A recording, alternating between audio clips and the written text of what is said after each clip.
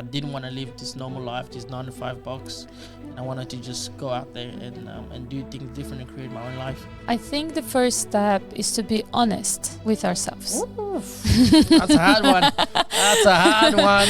When you travel, that gives you the opportunity to always be in a different place with different people, different mentality, and just experience the world through different eyes, different views. I get a lot of questions about that, like, aren't you afraid? I think that's the question that I get. Just this mental thing that you can eliminate more than half of your fears just by looking close to them. People are not going to understand your idea. It's your idea. It's your dream. And if it's truly yours, it has to sound a bit weird to people.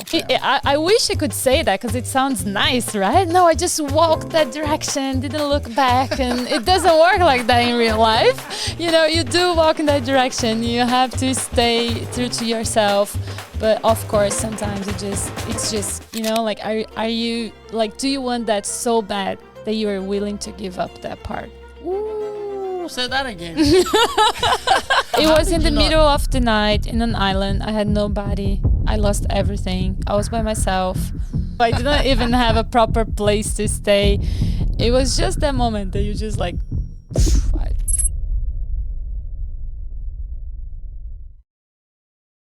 Welcome to the Discover You podcast. I'm here joined with a special guest, a good friend of mine that has really influenced my life and who I am today. And she's a wonderful individual with so much accolades. So she's written a book.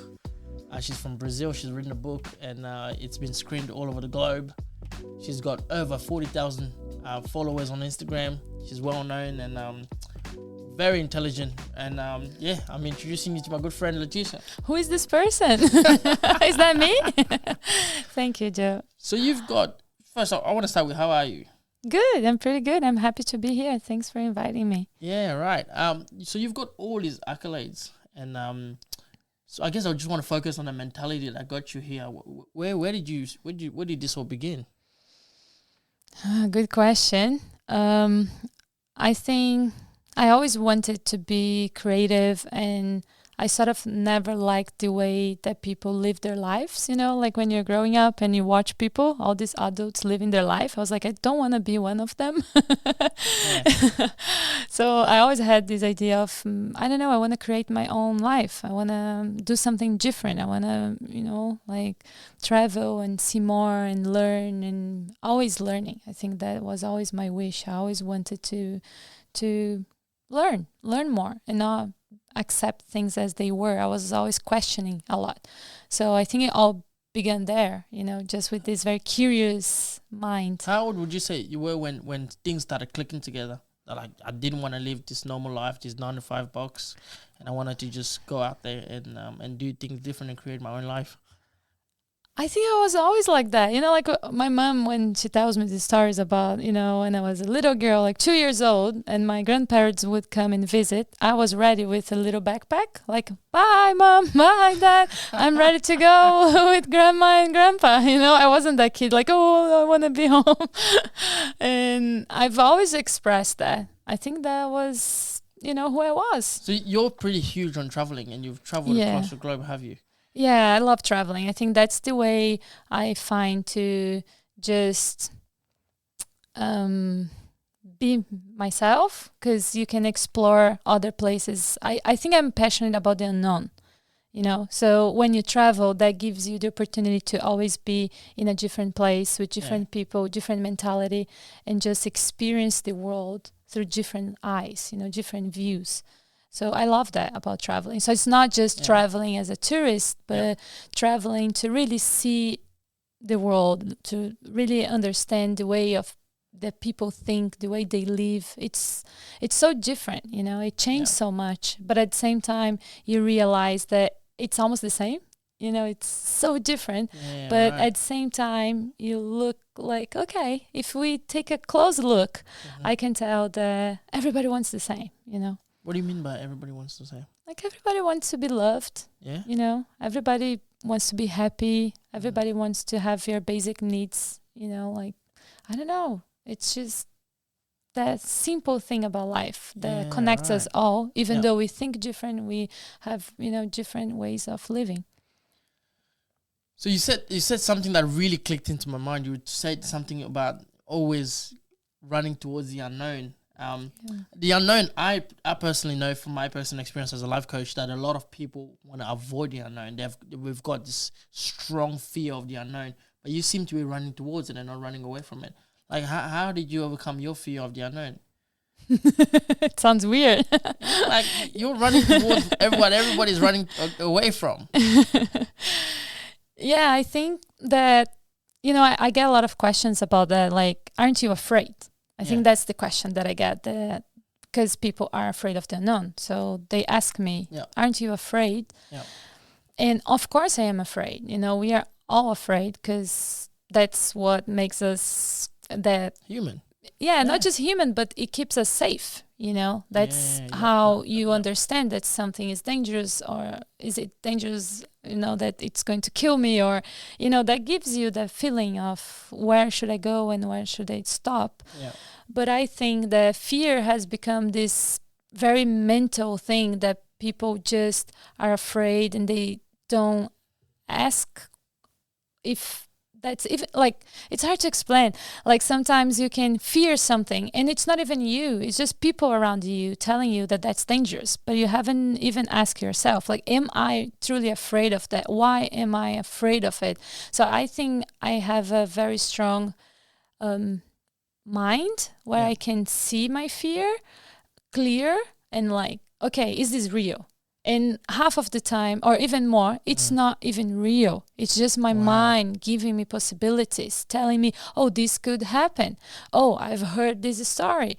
And then when you look closer, you just, okay, this happened to this person, but it was in such a specific condition, Or it happened, but it happens. It doesn't happen often, I don't know.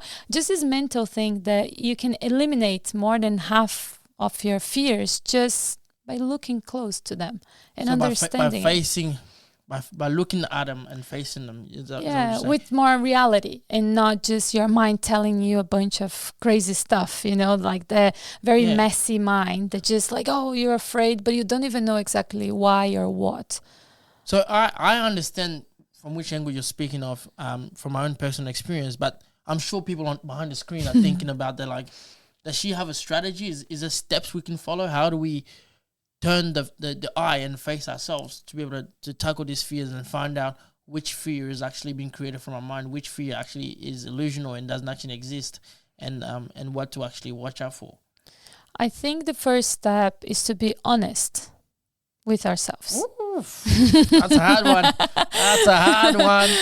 You're going to hit us with a hard one first. No, because asking the questions is not the hardest part, We can ask questions, we can try to understand, and but most of the time we are not honest with the answer. Like, Right. Do you feel like we run away from the answer? Yeah, we run away from ourselves, from our authenticity, from who we are. We are sort of afraid of shining and being who we are. We are almost like hiding and, like living these smaller lives than we are capable of, Wow.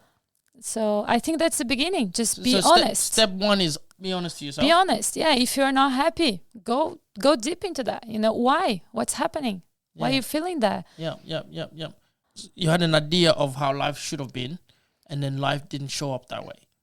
Is that best suit to say how it is?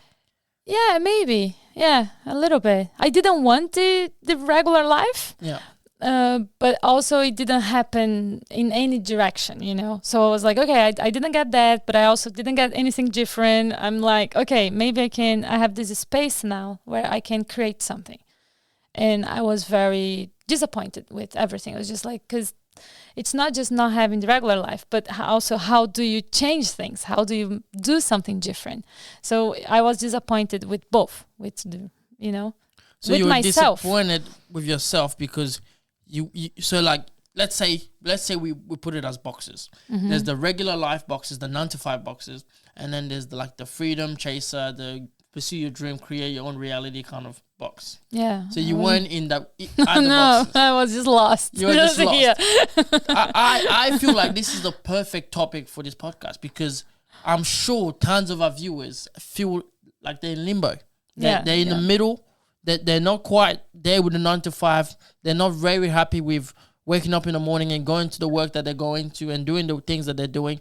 But they're also struggling and they don't know how to make life happen. Yep. Like, do you have any advice for anybody that's in limbo, that's in the middle and doesn't know Let's go back to be honest to yourself. You heard it, man. You can't run away. Can't run away. So the first advice was be honest with yourself. And then the second advice was... Because you can't change something if you don't be honest, that you need to change something, right? Correct. Like, so you got to be honest. You got to be like, okay, I'm going to change this, you know. And then... Or I want this, or... Like, but you know it's not easy. No, not easy. And it's not like that. It's not like, oh, I'm going to do this and then it's going to happen. No. Like from that moment until, like, that was in 2000. That was a long time ago. That was in 2000. 2000. Whoa. 13. So from that moment until I actually published my book and I did everything, like, you know, that life started to connect the way I wanted. Yeah. That took 3 or 4 years. Yeah. So, you know. Like, I'm just really interested in the mindset part of things because to say, hey, I can pursue the safe route and the safe road, which is get a regular job, do a 9 to 5 and just get into the industry and follow what everybody else is doing, which is a safe road to do. But choosing a different path and saying, hey, I want to see if I can make my life exactly how I wanted to make it. That's a scary thing to do. I think there is a point here because I'm from Brazil, right? Yeah. So in Brazil, if you compare to Australia, it's not that easy actually to have that regular life. Wow. You know? So you had to fight twice the obstacle. Yeah. Woo! Like, so what? No, it's if you don't have that easy path to just say, okay, I'm just going to get a job and do this, you know, this proper life. Yeah.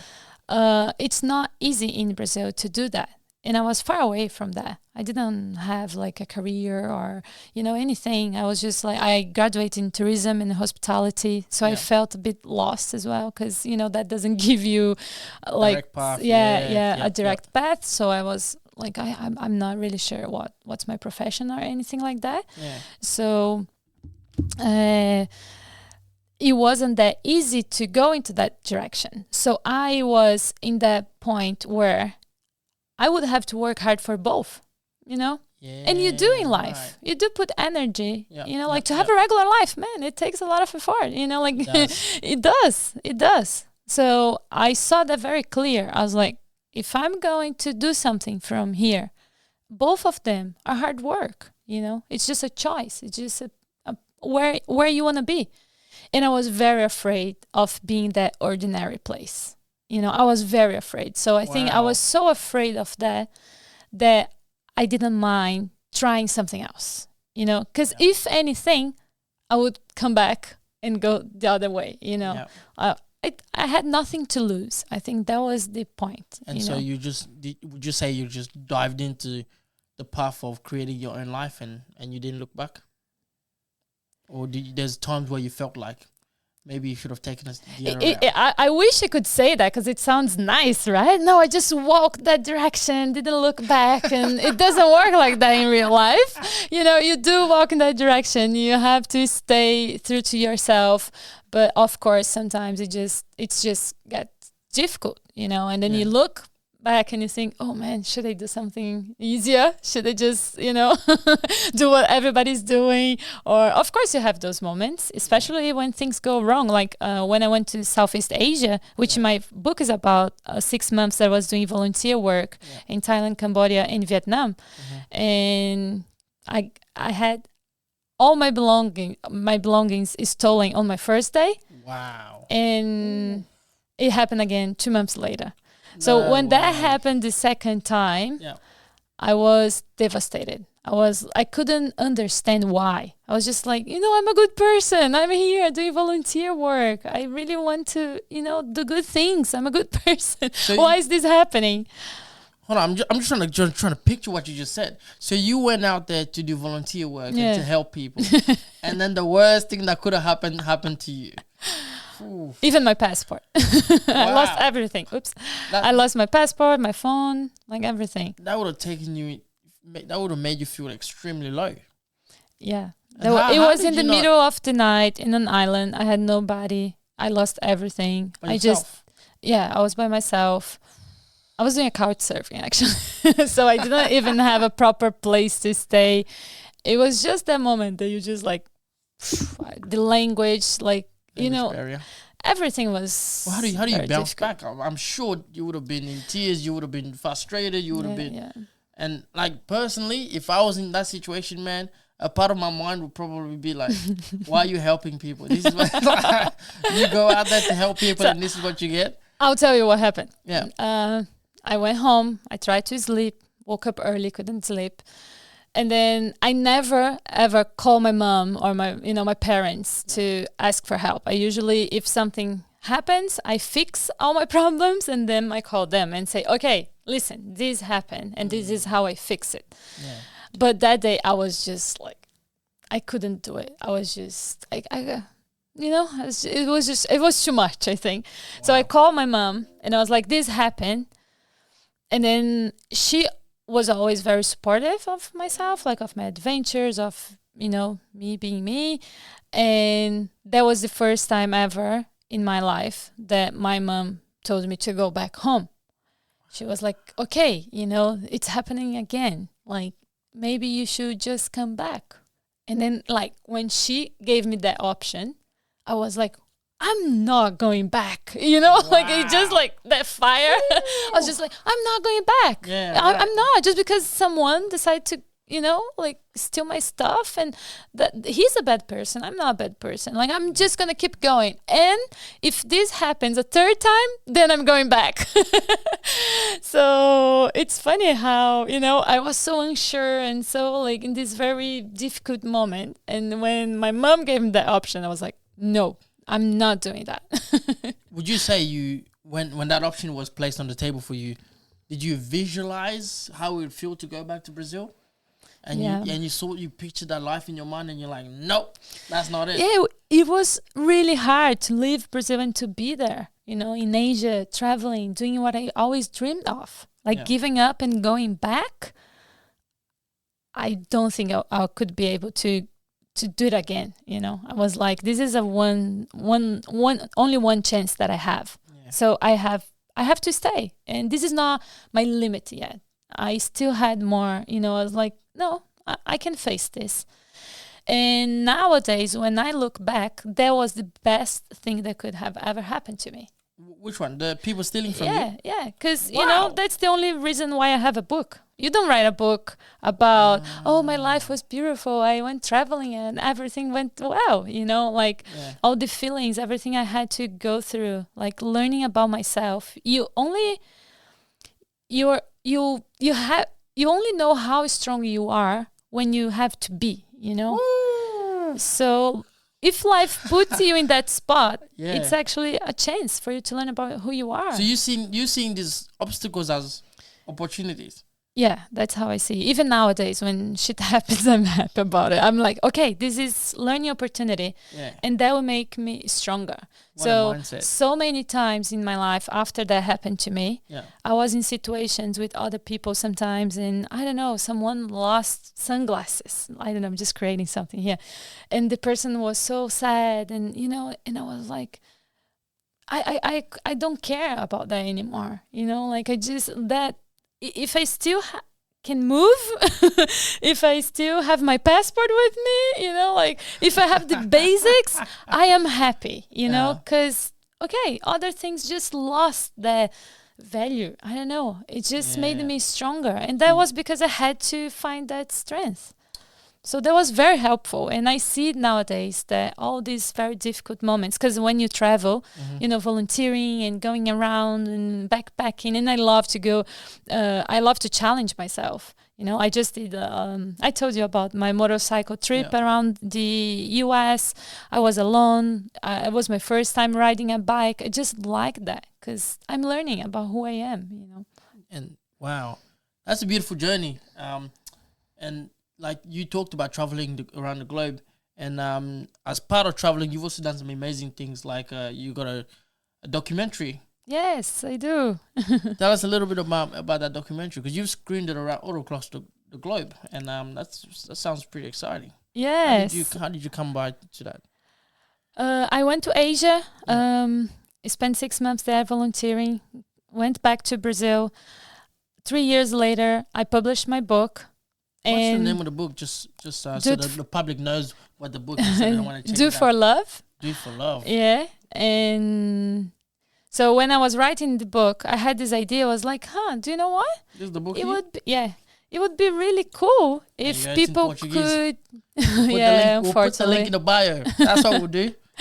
Yeah, tell us more. It would be really cool if people could just meet the people who are here. You know, like the real characters and the people that helped me and the people that I was volunteering the projects and stuff. Amazing people. Mm-hmm. And so I was writing it and I was like, okay, Hollywood's not going to knock my door, right? They're coming. So I'm going to do it myself. So I met this amazing filmmaker. He's amazing. He does a beautiful work, very poetic. And I messaged him and we just went to Asia, spent 40 days doing same thing I did on my first time there. So we went back to to Thailand, Cambodia, and Vietnam, visiting all the volunteering projects, all my friends, everybody who is not everybody, but the main characters in the book that I talk about. Yep. So we visited them. He was filming everything. And then we did the documentary, which was really cool because it was independent. Yeah. And then when the movie was ready, that was a big thing because I focused so much on like, okay, we need to get this done. And when I had the movie ready, I was like, okay, what do you do with the movie now? You know, that was actually the hardest part. So I decided to do everything on my own. So I rented movie theaters and started like screening it. And people were showing up. Yeah. Through social media, because my following is very organic. People really, like, they've been with me forever, and then they invite their friends to come and to read my book. And, you know, it's a very amazing community. So they helped me. They were just like, okay, let's invite everybody we know in this city. And then I would go to another one, and they would invite more people. And then it was just I'm just thinking about the viewers and someone thinking about writing a book. And they want to possibly one day screen their own film and screen their own documentary around the world. Like, what would you recommend? How should they start? What's baby step number one if they want to write a book? Understand what's the idea, like what you want to do. Is it a book? Is it a documentary? What is more natural to you? It's good to start from there. And sometimes whatever is more natural to us is the thing that we don't see value because it's natural. It's easy, you know. Like for me, like writing is so easy that I never saw that there was value in it, that was my thing, you know, because it was just, writing, you know, everybody gets a computer and, you know, writes a story, and that was something important that I learned. You heard it, man. I'm trying to process, man. How many of you out there are doing stuff so easily and you don't even know you're gifted? Yeah. So start there. Yeah, that's a great advice. And usually we like to go to the hardest one, right? No. Yeah. What is that thing that I'm going to put a lot of effort and it's going to be hard and I'm going to, you know, no, don't start there. Don't start there. No. Look at the things that are actually easy for you to accomplish. And that's a good beginning. Yeah. So in your case, let's use the scenario of you trying to put that movie out, right? So where did you meet this filmmaker? A friend of mine tagged me on a video that he posts on social media. And that's literally how it started. Yeah, and then I saw it, and she was all excited about the story behind, like the story that they were telling about in the doc. And I was like, no, I'm interested in whoever filmed this because it was so beautiful. It was all about people, and it was just amazing. And I was like, who is this guy? So I messaged him, and we started from there. Like, I know like I've had so many chats with people that have great ideas, that have great mind, that have great gift, and they want to do things around their community. They want to do things and create a better reality for themselves. But the one thing they always tell me is, Joe, what about money? What about money? What's your take on that? That was my... What's your take on that? That was exactly my problem. How about the money? How do I do this? First thing is that when you do things on your own, it's so much cheaper. You know, you just like... Really? Yeah, of course, you're not like... And it's coming out of your own pocket. Because people have these big numbers in mind. Yeah. Where you have to pay so many parts in the process, you know, like you have to do this and then you need that and then you need something. People think they need so much, but not really, you know, like you don't. Like, make a documentary. Okay, what do we need? A filmmaker and a person with a story. So let's do it. I went talk to him and I said, I have no money, you know, but I have Just this like story. that. Yeah, I have no money, but I have this story to tell, which if you connect with it, we can just be creative and do something with this. Yeah, and he, at the time, he was working for brands and for the money. And that clicked something for him. He was like, do you know what? I love doing this, but I have to work for the money. So I've been doing all this commercial stuff that I'm not really happy about it. So what you are saying to me is that you're giving me an opportunity to create something that I'm actually proud. Wow. So I was like, amazing.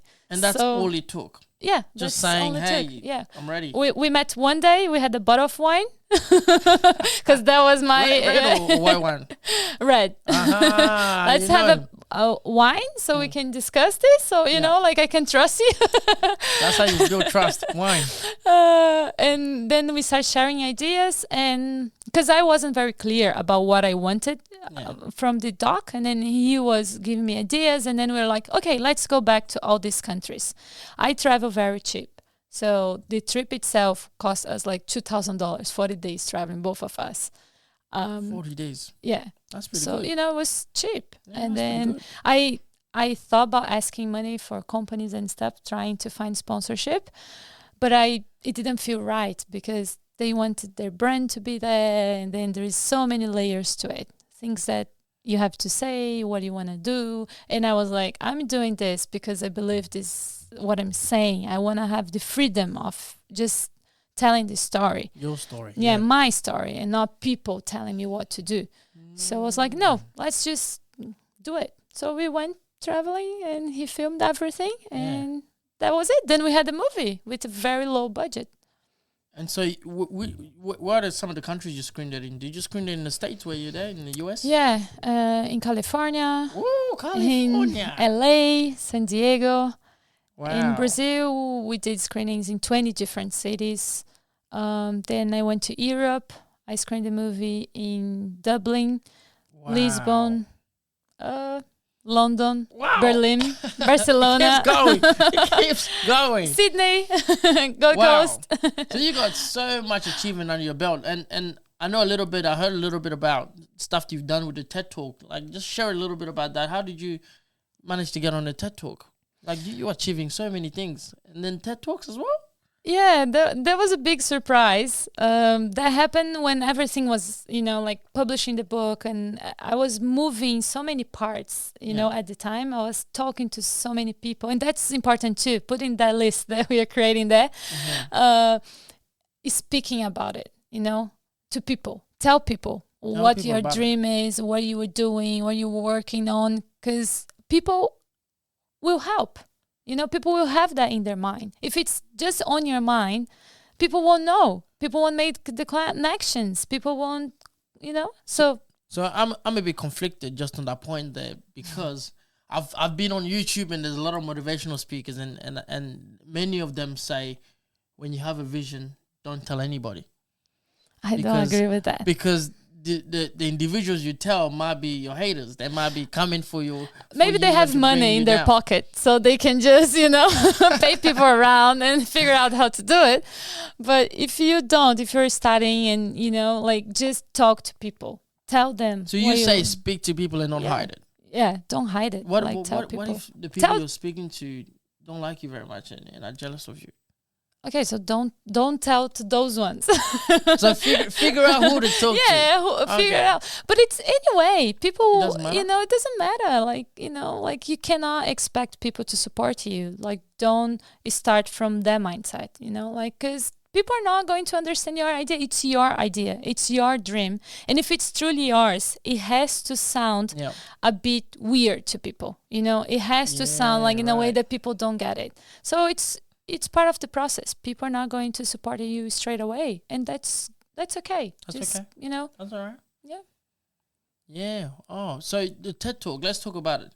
So where were you when you got reached out by TED Talk? What's the story behind that? Yeah, I was in Brazil, and at the time I was talking a lot about, like, because I did a crowdfunding for my book. So I was always talking about it on social media. I did I went to radio to talk about it. Was always trying to, have more people learning about it. So actually I just got a message from someone on my Facebook at the time, and the person was like, "Hey, would you like to come and be part of a TED Talk that we are organizing?" You didn't go looking for them? You did nothing? No. Wow. No, that one, no. It's funny when you're doing your thing, when you're being authentic to yourself, how you start attracting. Yeah. Like Darwin. Darwin was like that. Like, like so many things happen here in Darwin. And because of that, because, just connecting the right people. And so I want to just ask last few questions, and one of them is to do with people and people looking at your story, and I'm a big believer of people not just being inspired and not just being inspired and looking at me like, wow, she's amazing, but we want to get to the stage where people can be like, oh, she's amazing. However, this is how she did it, and I believe I can do it too. Yeah, by watching it. You don't want people that are inspired, but are not motivated to do anything about it. We want people that are inspired by your story and also say, all right, my journey also starts today. I'm gonna make something happen. What's the difference between those who are inspired and those who are not inspired, and how can we? Do you have any parting words you can tell them about those who are looking at your story and saying, you're amazing, but that's you. I don't know how you did it. I can't do it. Yeah, it's interesting that you said that, because the last chapter of my book, the name of the chapter is Yes, It's Possible. Ooh. So I think that's what I wanted when I wrote the book. Yeah. It's not just, oh yeah, she's amazing, she's traveling, she's doing this, oh look at me, But I really wanted this story at the end to finish with that message. Yes, it's possible. So why I'm telling this story is because I want people to understand it's possible. I didn't have that when I started. I looked around and I was like, oh my God, everybody's doing the same thing. But I don't see anyone doing something different. Yeah. So I'm very happy that nowadays I can be that person.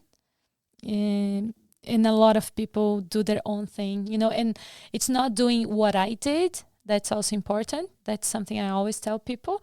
Like, you can be inspired by this, but try to figure out how you can do this your way. Maybe you don't have to go volunteering in Southeast Asia to, maybe it's not your thing, but what's your thing?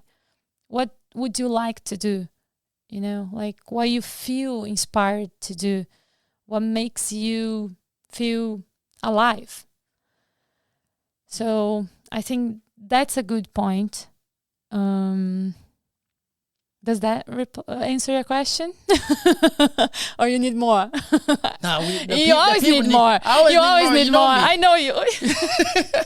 Well, so, okay, let's put it into scenario. So someone comes in and they say, hey, I've listened to what you said in the podcast, Leticia, and I've decided, you know what, I feel like I'm so good at designing, right? I feel like I've got this gift in design, and I'm right now I'm a lawyer, but I hate this job, but my heart is calling me for design.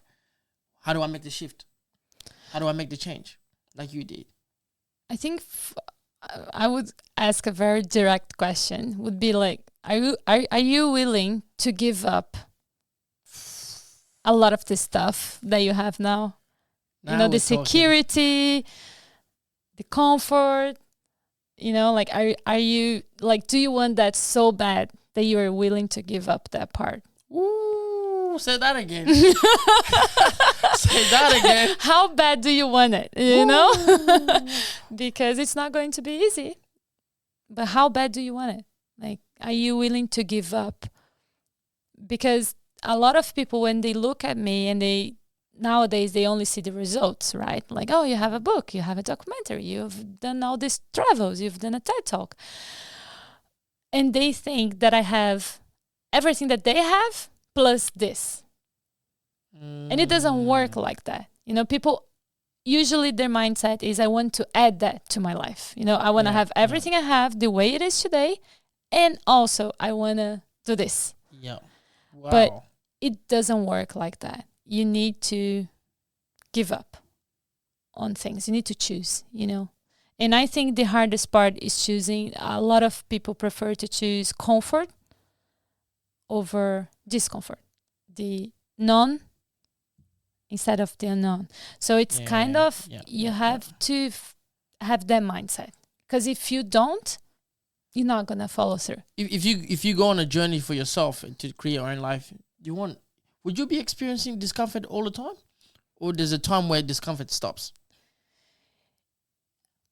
You find comfort in discomfort. Woo! That's the one. Yeah, you know, you just like, you understand that life is not this like black and white. It's either one or the other. And you just, everything is part of you. Even your, like the things that you want to change in yourself. Sometimes I tell people, like, stop trying to change, because maybe that's what makes you, you know? Wow. Like, we have so many parts, and life is not this, you know, colorful, beautiful place where it's all beautiful all the time. It's not going to be like that. So why not see it through another point of view and just feel more comfortable in that discomfort place? Does that make sense? Yep, it does. So thank you so much. And so this podcast is recorded in Darwin, and Darwin is the hometown for Discover You podcast. Thank you so much again for coming in today, and we'll put all your description in the bio for your Instagram. And thank you. It was a pleasure. It was really good meeting you here. We exchanged so many great ideas. You are such an amazing person. Thank you. And I'm very happy to be here sharing a little bit of my story. And you know, I'm glad we met. Yeah, I'm sure we'll have a part 2 at some point in the future. And just check out the comment section on our YouTube channel and on our Facebook and Instagram. We'll put it all there, and so you can connect with her and her story and her books and wherever else she's doing. Yeah, you can leave the link for my documentary, because it has subtitles in English, so you can watch. There you go. We got your plan. And go out there on Spotify and Apple Podcasts to follow through Discover You podcast. I'm Joel Benicia, and our special guest today, Leticia Mello. Thank you. Goodbye. Thank you for tuning in. If you enjoyed our content, please follow us on YouTube, Spotify, Apple Podcasts, and TikTok. And if you really want to support us, please support us on Patreon, Subscribestar, and Crypto. I personally want to say thank you to all of you that are following us, and I want to make a promise that if you follow us, if you subscribe to our channel, that we will keep producing the best, highest form of quality content to add value to your life and help you find fulfillment in life. Thank you.